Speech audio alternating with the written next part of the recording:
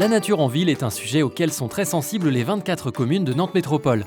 La qualité du cadre de vie, intimement liée à l'espace accordé à la nature ou à la diversité des paysages urbains, est en effet essentielle pour leurs habitants. Mais derrière l'aspect purement esthétique de la nature en ville, c'est un défi d'une plus grande ampleur qui se joue.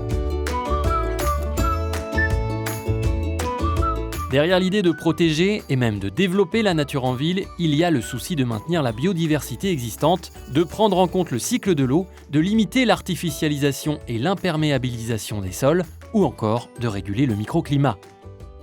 Ces défis sont d'autant plus faciles à relever que les règles permettant d'y répondre sont inscrites dans le Plume.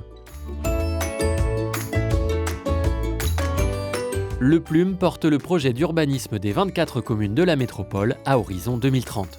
La recherche d'un équilibre entre les espaces construits et les espaces libres, voulus par Nantes Métropole, trouve naturellement des leviers puissants à l'intérieur du Plume.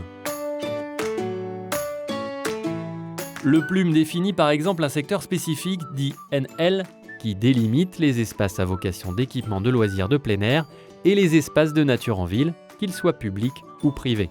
Le Plume dispose par ailleurs d'outils graphiques pour protéger les espaces paysagers, les espaces boisés classés, les zones humides ou encore les jardins en cœur d'îlot. Le règlement du Plume impose également une part minimale de surface éco-aménageable pour maintenir la biodiversité et la nature en ville. C'est ce qu'on appelle le CBS, coefficient de biotope par surface. Le CBS varie selon les lieux pour permettre de concilier la densification urbaine et la nature en ville. Le CBS se calcule grâce à des pondérations définies en fonction de la qualité du support de végétalisation. La pleine terre vaut 1, la pleine terre plantée d'arbres vaut 1,2, une toiture terrasse avec 80 cm de pleine terre vaut 0,8. Un stationnement pour eux ne vaut que 0,3, etc. Il laisse ainsi la liberté aux porteurs de projets de choisir la façon de répondre à cet impératif sans nécessairement générer de surcoûts car les choix d'aménagement sont pris dès la conception du projet.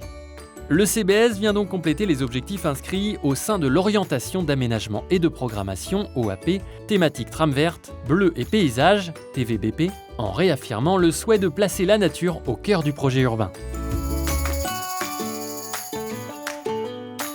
Tous ces dispositifs visent à faire de la métropole un territoire agréable à vivre pour tous, avec des continuités vertes au sein des espaces urbanisés, avec toujours plus d'espaces de loisirs et une qualité environnementale toujours plus grande.